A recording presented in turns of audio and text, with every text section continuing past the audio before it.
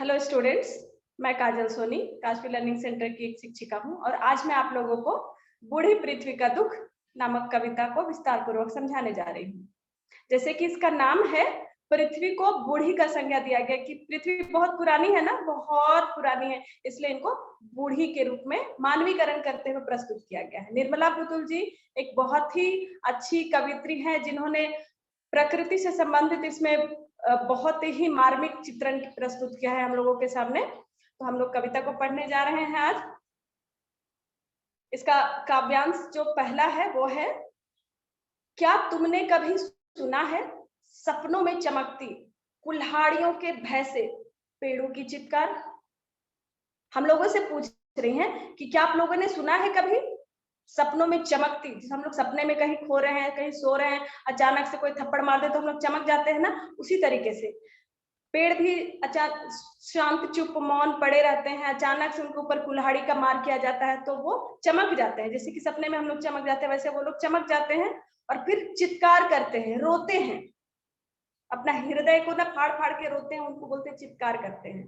काव्यांश number 2 है, कुल्हाड़ियों के वार सहते किसी पेड़ की हिलती टहनियों में दिखाई पड़े हैं तुम्हें, बचाव के लिए पुकारते हजारों हजार हाथ।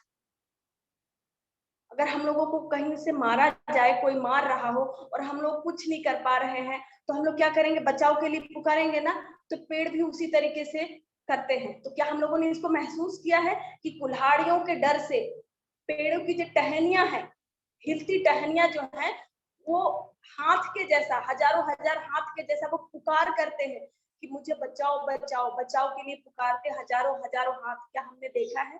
ये कवित्री हमसे पूछ रही है। आगे बढ़ते हैं। क्या होती है तुम्हारे भीतर धमस, कट कर गिरता है जब कोई पेड़ धरती पर। धमस का मतलब होता है आघात, जोरदार जो आवाज होती है ना, वो। कवित्री हम लोगों से पूछती हैं, क्या जब पेड़ गिरता है कट कर जमीन पर तो उसकी जो धमस होती है उसको कभी हम लोगों ने सुना है क्या? क्या होती है ये हमने महसूस किया है क्या? आगे बढ़ते हैं। सुना है कभी रात के सन्नाटे में, अंधेरे में, अंधेरे से मुंह ढांप किस कदर रोती है नदियां। पेड़ों के विषय में सबसे पहले कवित्री ने हम लोगों के सामने मार्मिक चित्रण प्रस्तुत किया। अब बारी आती है नदियों की। अब नदी को हमारे सामने प्रस्तुत किया जाए कि कभी सुना है रात के सन्नाटे में मुंह ढांप कर किस कदर रोती है नदियां। हम लोग भी कभी अगर दुखी हो जाते हैं तो चुपचाप सन्नाटे में कहीं बैठकर रोते हैं ना, उसी तरीके से नदियां भी रोती हैं क्योंकि बहुत प्रदूषित हो रही हैं। अब आगे बढ़ते हैं हम लोग। इस घाट अपने कपड़े और मवेशियां धोते, कभी सोचा है कभी कि उस घाट पी रहा होगा कोई प्यासा पानी, या कोई स्त्री चढ़ा रही होगी किसी देवता को अर्घ। इस घाट पर हम लोग कपड़े धो रहे हैं, मवेशियों को नहला रहे हैं, और कभी सोचा है कि उस घाट पर कोई प्यासा पानी पी रहा होगा या कोई स्त्री देवता को अर्घ चढ़ा रही होगी। हम लोग बस बेधड़क कपड़े धो रहे हैं, नदियों को गंदा कर रहे हैं। तो ये एक मार्मिक चित्रण जो है वो प्रस्तुत करते हुए हमारी जो निर्मला पुतुल जी हैं वो एक चित्र प्रस्तुत कर रही हैं। आगे है, कभी महसूस किया है कि किस कदर दहलता है मौन समाधि लिए बैठा पहाड़ का सीना।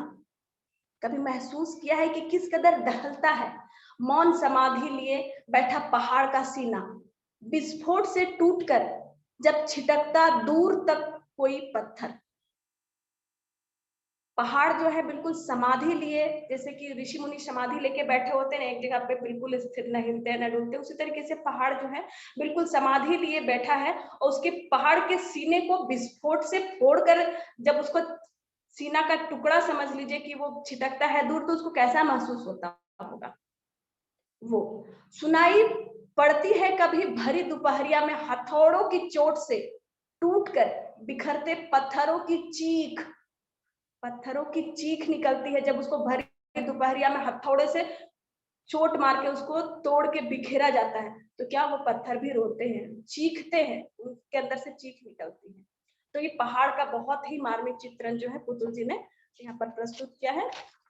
आगे उन्होंने अब हवा के विषय में रखा है कि खून की उल्टियां करते देखा है कभी हवा को?